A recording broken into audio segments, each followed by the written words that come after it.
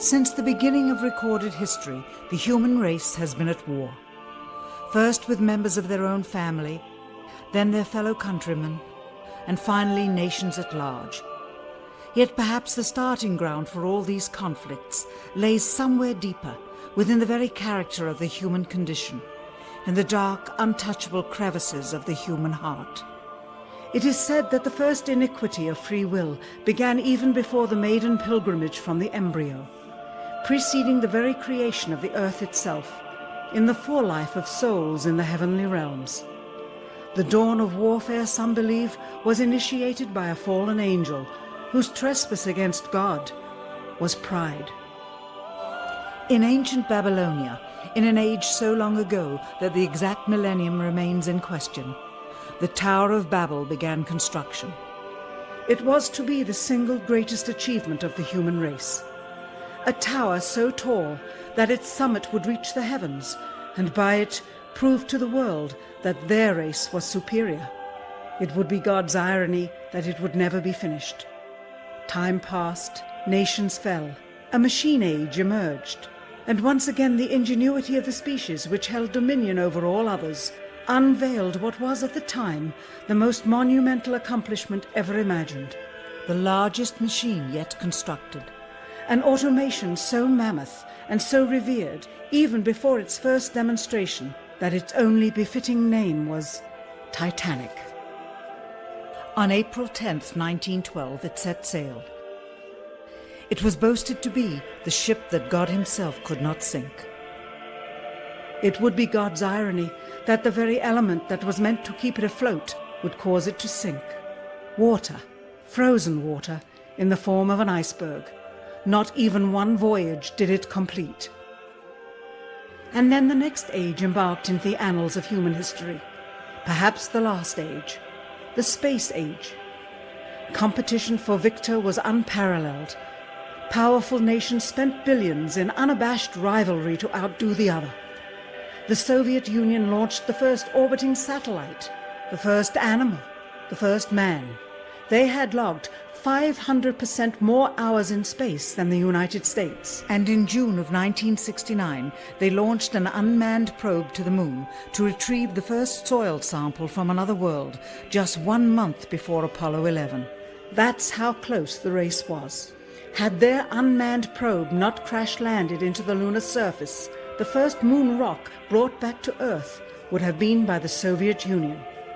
Richard Nixon, president at the time, had this to say about the latest work of the human hand. It is the greatest week since creation, the greatest event since the laying of the foundation of the seas, since the origin of the universe itself, since the design and formation of the delicate human eye through which all these things are perceived, was a flying machine with its 2 passengers landing on its closest celestial neighbor and returning from where it came. Perhaps again God's irony lies somewhere within this great boast of humankind. The building of the tallest tower for the sole purpose of standing out among the races was never finished. The machine that was so great that it was said to be untouchable by even God never completed its first voyage. And finally, the crowning achievement of humankind, the greatest boast of the species, the event in human history most associated with pride in our own accomplishments, landing on the moon. 20 years later, and years behind schedule, the same space program couldn't put into Earth orbit a telescope with a lens that focused. And yet 2 decades earlier, a mission 100 times more complicated worked on its first occasion. With close scrutiny of the motives of the zealous Nixon administration, a critical examination of the entirely government-controlled press coverage, and newly discovered footage of the crew of Apollo 11 staging part of their mission, we wish to detail what may come to be the greatest government conspiracy of all time. A funny thing happened on the way to the moon.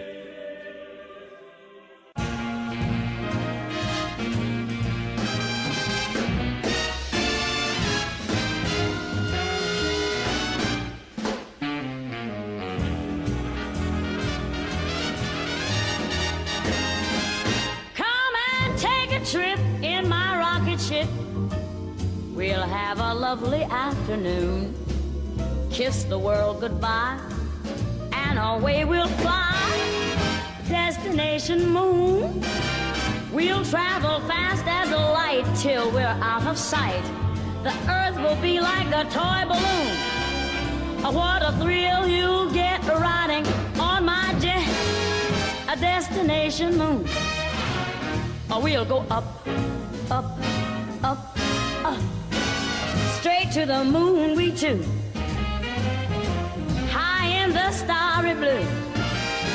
I'll be out of this world with you. So away we'll steal in my space mobile, a supersonic, a honeymoon. Leave your cares below, pull the switch, let's go. A destination moon.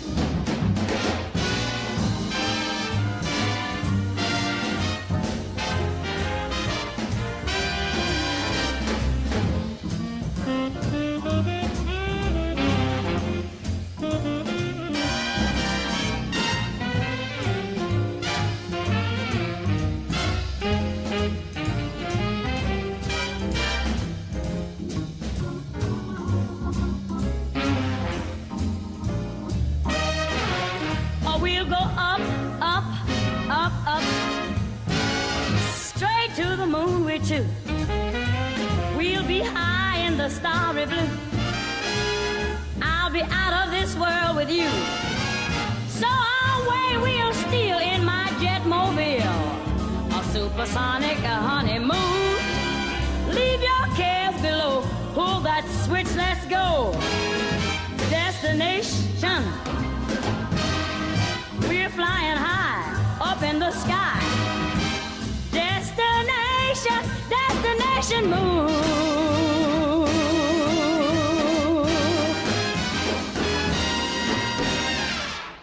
Dr. von Braun, how would you say we stand in relation to the Russians, and do you think we can ever catch up? I'm convinced that in the space field, the Russians are ahead of us, particularly in large weightlifting capability. And that at the moment, the problem is not so much to catch up, but first build up the working speed that they have already demonstrated.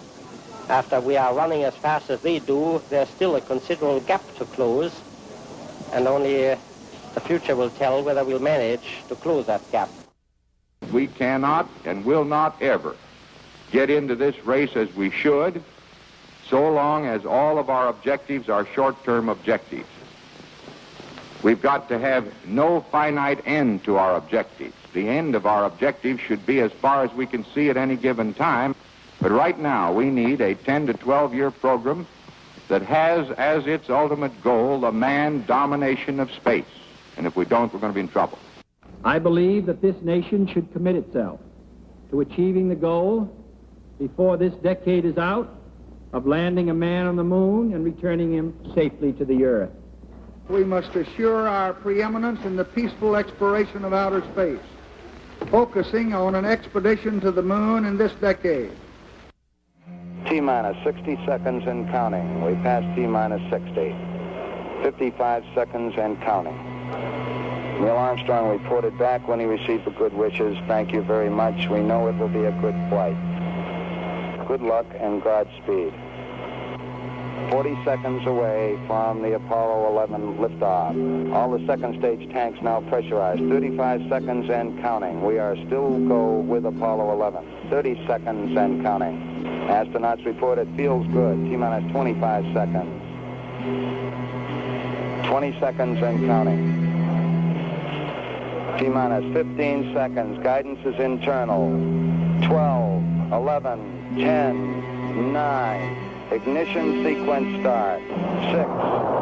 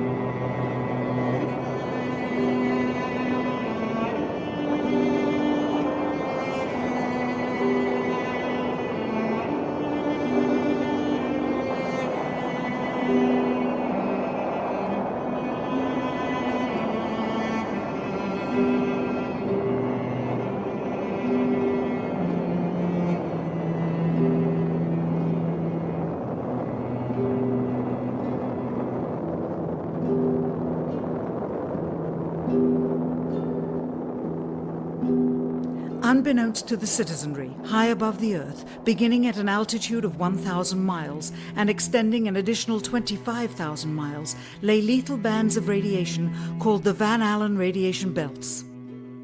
Every space mission in history with humans on board, from both the United States and Soviet Union, from the first in 1961 to the present, has been well below this deadly radiation field. Mercury, Gemini, Soyuz, Skylab, the Space Shuttle, all maintained altitudes well below 1,000 miles. All except Apollo. The more experienced Soviets spent 100 hours in space for every 20 hours of the US. In order to survive the hour-and-a-half journey through this radiation field necessary to reach the moon and return, solid lead shielding between the astronauts and the exposure outside would be required. The mammoth Saturn V rocket used by Apollo was already 35 stories tall and weighed as much as a battleship. To add additional tonnage in the form of a lead barrier completely surrounding the crew members would have made it impossible for the vehicle to get off the ground. That is why the Soviets, though more advanced, only sent an unmanned probe to the moon. The Apollo spacecraft's narrowest shielding was less than 1/8 of an inch of light aluminum. In 1998, the Space Shuttle flew to an altitude of 350 miles, one of its highest altitudes ever, hundreds of miles below the beginning of a field of radiation that was so severe that the astronauts inside of their shielded spacecraft and inside of their shielded spacesuits saw flashes of light with their eyes shut that they described as shooting stars, due to radiation penetrating first the shuttle's shielding, then their spacesuit shielding, then their skulls, and finally the retinas of their closed eyes. As a result, CNN issued the following report noting NASA's unpredicted surprise. The radiation belt surrounding Earth may be more dangerous for spacewalking astronauts than previously believed. Scientists say the phenomena known as the Van Allen belts can spawn killer electrons when the Earth's magnetic field changes. These electrons that are being studied could have an important effect, not only on satellites, which has happened in the past, but could also affect the astronauts by creating large doses of radiation that could influence their health. The electrons can penetrate through various materials, including spacesuits, and can pass through, in fact, the walls of the space station, and can create high charges deep inside of these objects. President Kennedy, a man of political, not scientific background, set the irrevocable goal of landing a man on the moon by the end of the 1960s, just days after America's first astronaut had spent a mere 16 minutes in space, not even achieving a single orbit around the Earth. We choose to go to the moon in this decade and do the other things, not because they are easy, but because they are hard. We take an additional risk by making it in full view of the world. But as shown by the feat of astronaut Shepard, this very risk enhances our stature when we are successful. The technology necessary to launch the massive Saturn V rocket and an intercontinental ballistic missile is 95% similar. When the Soviet Union launched mankind's first satellite, Sputnik, in 1957, there was grave concern that they had mastered space ahead of the United States and might use this advantage to launch a first nuclear strike from an orbit high above North America. When they also put the first animal in space, then the first man in space, then achieved the first spacewalk, the first crew of 3, and the first ever of 2 simultaneously orbiting spacecrafts, concern turned to fear and then horror as America watched their communist enemy achieve all these firsts with no hope in sight of ever catching up. President, a member of Congress said today that he was tired of seeing the United States second to Russia in the space field. I suppose he speaks for a lot of others. What is the prospect that we will catch up with Russia and perhaps surpass Russia in this field? However tired anybody may be, and no one is more tired than I am, it is a fact that it's going to take some time, and I think we have to recognize it. They secured these large boosters which have led to their being first in Sputnik and led to their first putting their man in space. We are, I hope, going to be able to carry out our efforts with due regard to the problem of the life of the man involved this year. But we are behind. If it was impossible to better the Soviets in the space race, which was really a race of technological armaments, what could be done? How could America offset the threat of superior weaponry? Throughout the history of rivalry and war, astute generals of lesser armies than their counterparts have used deceit and misinformation as a method to achieve victory. In World War II, for example, columns of inflatable tanks were placed at locations afar from Normandy to draw German forces away from the real location of invasion. The Star Wars missile defense program rigged tests to make it seem more advanced than it really was. That's the conclusion of the General Accounting Office. The aim was to fool the Soviet Union about US military readiness during the Cold War.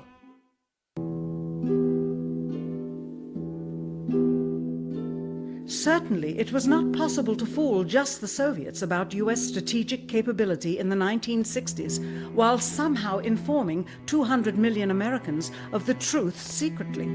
In order for them to believe the United States had the capability to go to the moon, everyone would have to believe it. Furthermore, the pride of a nation was at stake, and the goal of a martyr, not to mention the growing unrest domestically of a government throwing tens of thousands of lives away in a foreign war riddled with contradiction and ambiguity. In addition, the Apollo program had already spent billions of dollars. If it failed to achieve its goal with such an investment, it would indeed be a large and bitter pill for the taxpayers to swallow.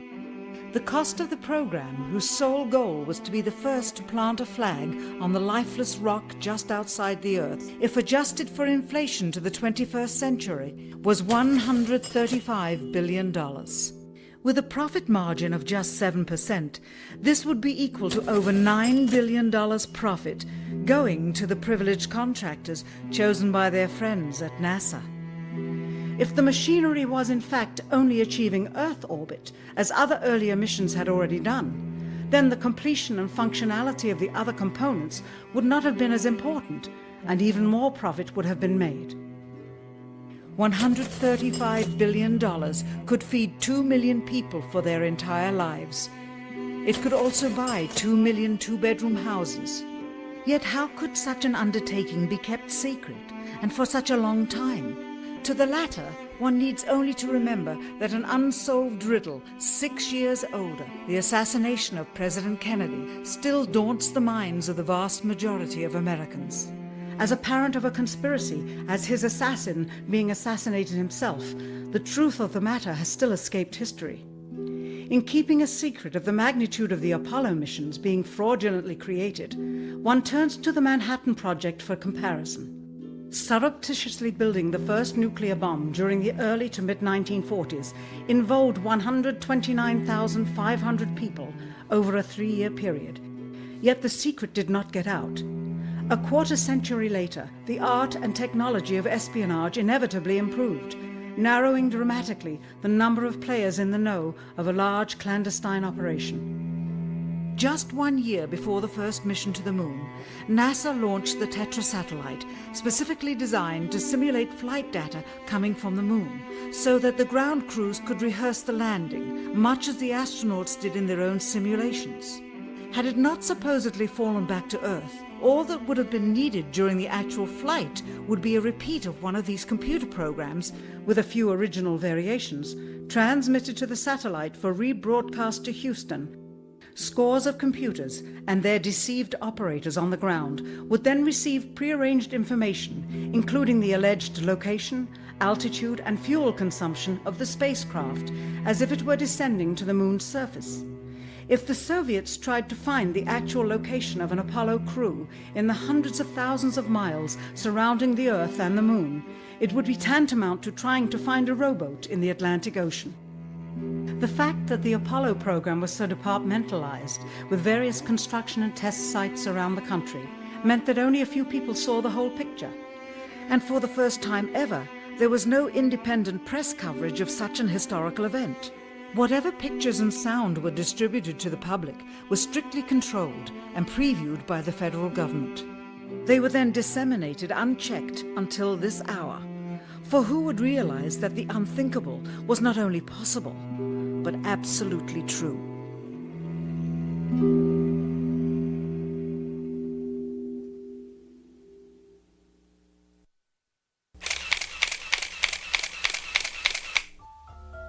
And what of the photographs? What do they tell us? On 3 separate occasions, our office asked NASA's Public Relations Department for every single picture of an astronaut on the surface of the moon, just during the maiden voyage of Apollo 11. Many duplicates were sent. In all, fewer than 20 pictures were found, including first-hand investigation on site at the agency's vaulted archives. Quite surprising, considering the historical significance of the event. These very photographs are the same ones circulated year after year on anniversary commemorations. It is estimated that in just the first 60 minutes on the moon, motivated by the tenuous nature of the circumstances, many more exposures could have been expediently taken. Also surprising is the scarcity of photographs of the mission's chief pioneer, Neil Armstrong. The greatest achievement in human history, and of the man whose first step echoed around the world, dawning a new age of scientific enlightenment, there is only one full-body picture of him on the moon, besides this ghostly reflection. This one, taken by an automatic camera mounted on the side of the lunar module. Perhaps he feared liability, should the whole conundrum later become unraveled. Perhaps he has forgotten that he attested to the authenticity of the event with his signature on this plaque engraved by the federal government. In fact, in the more than 30 years since the event, aside from NASA's initial press conference and the occasional brief anniversary remarks where few questions were permitted, he has never given one on-camera interview to anyone, ever. From an analytical standpoint, photographic anomalies have to be sought out with an understanding of lighting and shadows. The most straightforward is simple.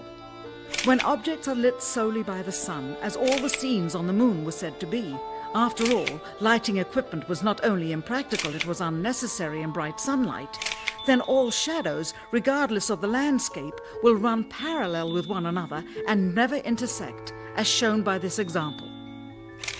In these seldom-seen photographs, obtained from a rarely used auxiliary NASA archival site, it is clear that these scenes were lit with artificial light.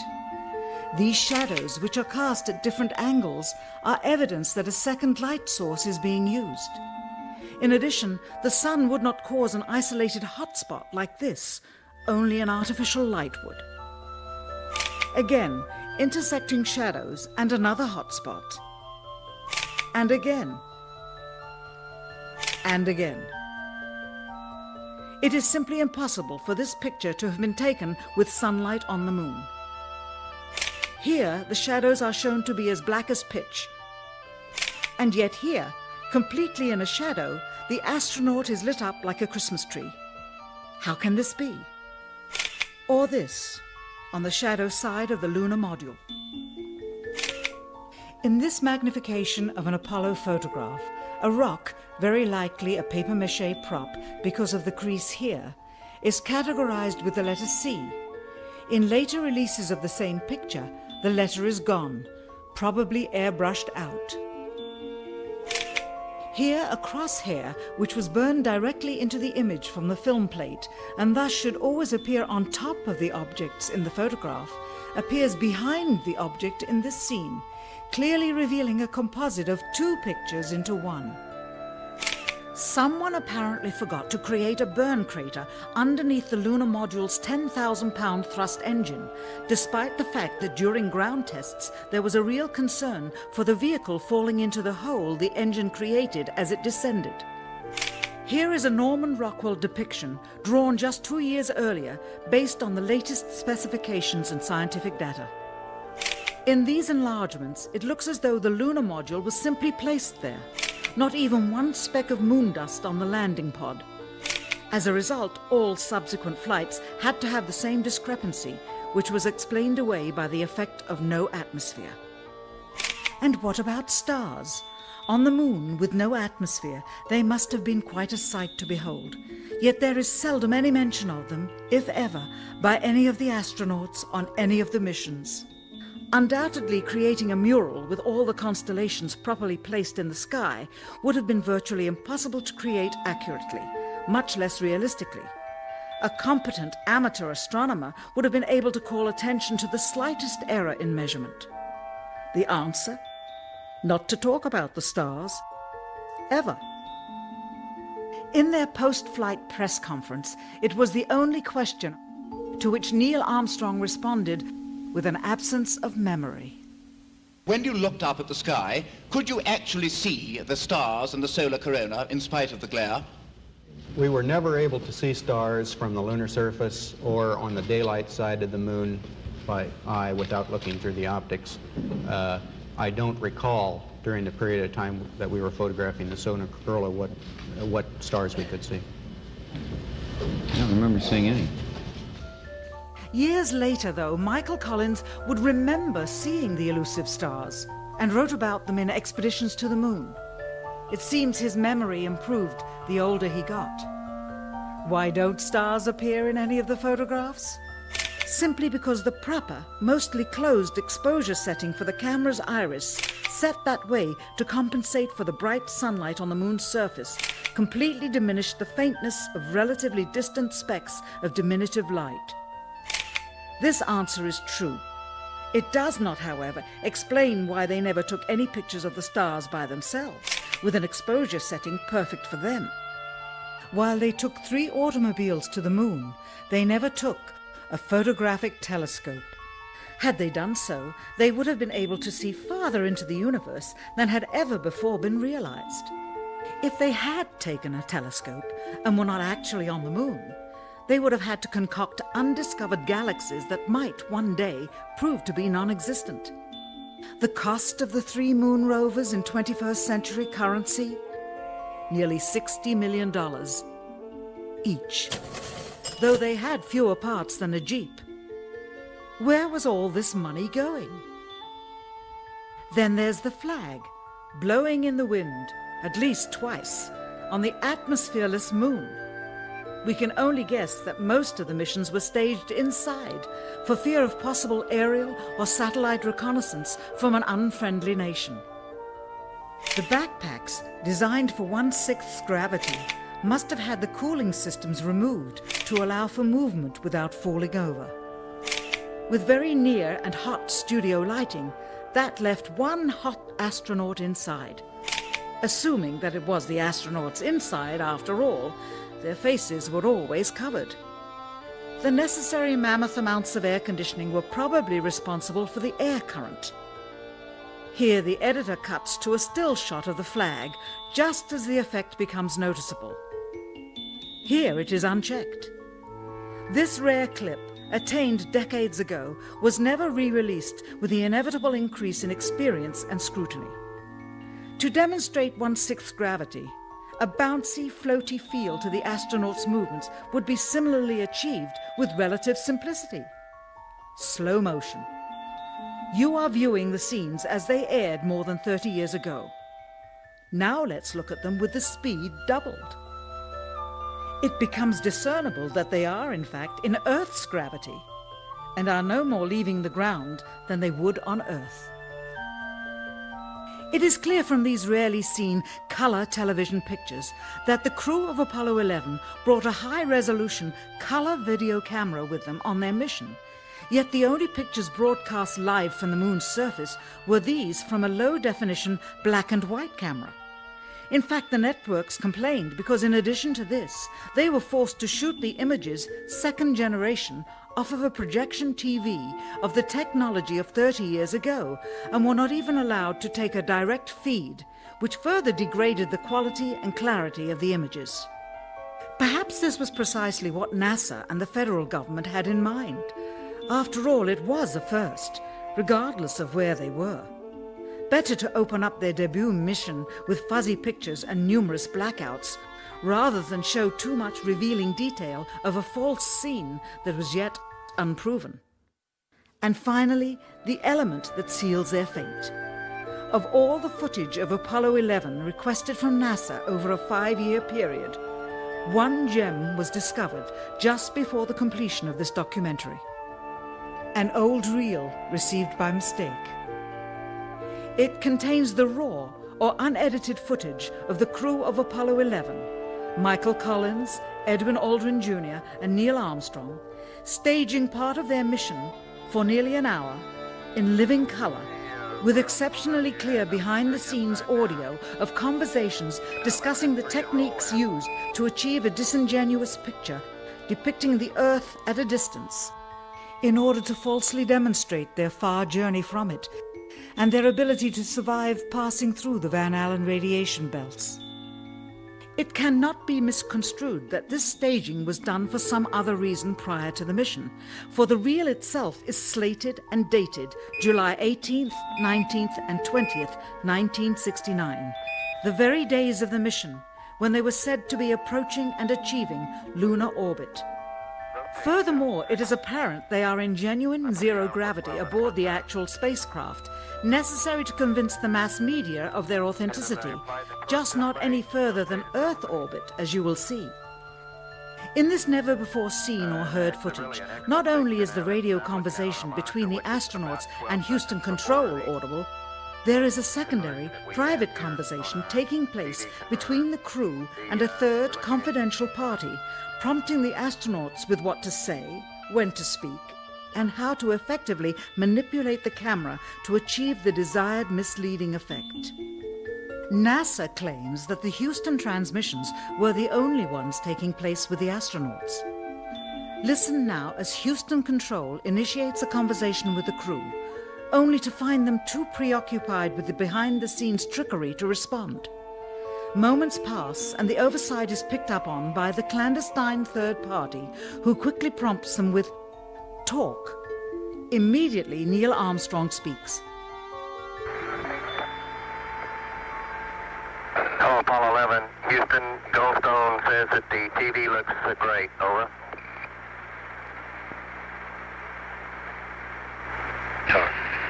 Okay, Roger. We're mapping in on Earth. Again, the illusion they are attempting to create is the Earth at a distance to demonstrate their far journey from it and their ability to survive passing through the Van Allen radiation belts. Understand, too, that only about 20 seconds of this raw footage was ever broadcast to the public, and these conversations discussing their deception were believed to be private, until now. Here they discuss that these television transmissions were in fact not broadcast live as everyone believed. They were first screened and edited for playback later. Roger, Neil. We just wanted a narrative such that we can, when we get to playback, we can sort of correlate what we were seeing. Thank you very much.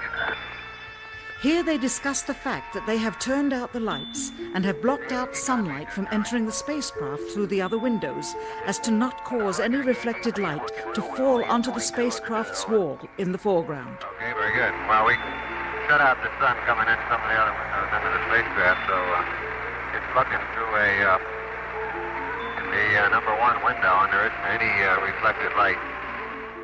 The reason this was done is so that the truth of the matter would not be revealed. It is this. Though the federal government would have you believe that this is a view of Earth from a distance out of the spacecraft's window as it nears the moon, it is not. What they have ingeniously done is placed the camera at the back of the spacecraft and centered the lens on a circular window in the foreground, outside of which it is completely filled with the Earth in low orbit. The circumference of the window then appears to be the diameter of the Earth at a distance, with the darkened walls of the spacecraft appearing to be the blackness of space around it. That is why they wanted the interior dark and blocked out the sun from entering through the other windows.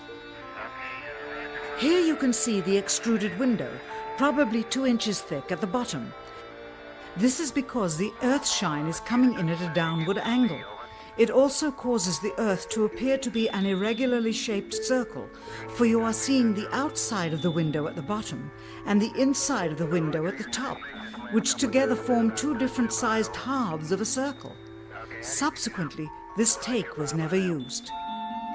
As they perfected the shot, a crescent-shaped piece of black material was inset slightly into the window to create the illusion of the Earth's terminator line dividing night and day. It is uncannily convincing. During this segment, intended to be edited and played back later for the worldwide television audience, dated July 18th, 1969, Neil Armstrong condemns himself as he states that he is 130,000 miles out, or halfway to the moon, as the NASA flight log also states on this date, when he is in reality in low Earth orbit of a few hundred miles. Roger, Houston, Apollo 11. Calling in from about 130,000 miles out. Here, during another segment, also intended to air after review, Neil Armstrong falsely explains to the viewers how the shot is attained by putting the camera's lens to the window's glass, as it would have to be if they were the claimed distance away from the Earth. We only have one window that has a view of the Earth, and it's filled up with a TV camera. If the window was completely filled up with a TV camera, as he stated, then an astronaut's arm would not be able to get between the camera and the window, as it obviously does here in this outtake. South America becomes invisible just off beyond the terminator or inside the shadow. You can also notice how the astronaut operating the camera reacted to the mistake by attempting to pan away from it. Blue gas, see white bands of major cloud formations across the Earth.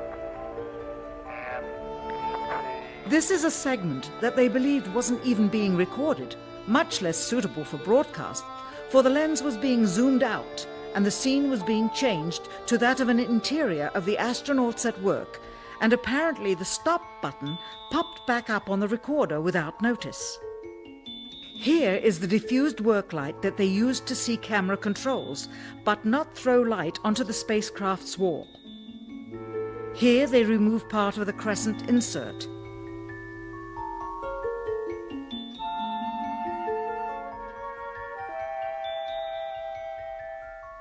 Finally, the iris is opened up and you can see the real location of the camera and the very bright and near Earth out the window. Here is the slate for the 19th of July, and the same shot of trickery on the 19th of July, and then the 20th, and the same misleading shot on the 20th. Later that evening, they were said to be walking on the moon. How can this be when they were in Earth orbit only 9 hours earlier, and the moon is some 3 days' journey away? Furthermore, if they genuinely went to the moon, why would they be faking any part of it? Why this trickery with the window? By faking being halfway to the moon, it becomes apparent that they did so because they could not even go halfway. It thus confirms that the stumbling block to their success was the lethal radiation of the Van Allen radiation belts. Since the same equipment was used on the subsequent missions in the 40 months that followed, none of them could have gone to the moon. They only increased their proficiency at staging them. When some TV viewers of the second manned mission to the moon telephoned the networks complaining that reruns of I Love Lucy were being interrupted, it became clear that for the taxpayers, once was enough. But it wasn't enough for the government and contractors. Billions of dollars of pure profit went with each return. How coincidental that the following mission would have the element of life and death jeopardy. Apollo 13. Now the public would take going to the moon more seriously and be reconnected with the drama. We now realize that perhaps the reason Neil Armstrong has never given an on-camera interview is because he doesn't want to lie anymore.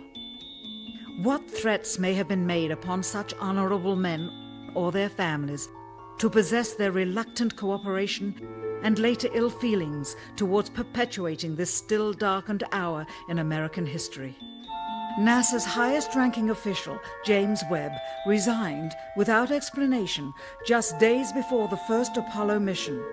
Why, when he was on the threshold of achieving the greatest accomplishment of his career? All 3 Apollo 11 astronauts also resigned shortly after their return.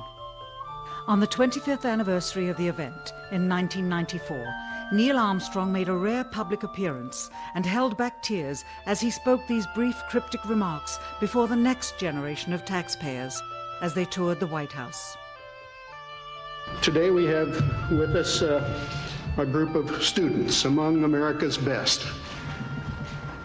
To you we say, we have only completed a beginning. We leave you much that is undone. There are great ideas undiscovered, breakthroughs available to those who can remove one of truth's protective layers. He is that layer. Perhaps someday soon, with the uncovering of this footage and its meaning, the true patriots of America will rise up or come forward and free the citizens and themselves from the sin that so easily entangles and from a federal government that needs to have the gangrene cut off. Even if the government's destruction would come from the truth, then it is not worthy to stand, and its betterment would inevitably follow. All of us are mortal. All of us will die.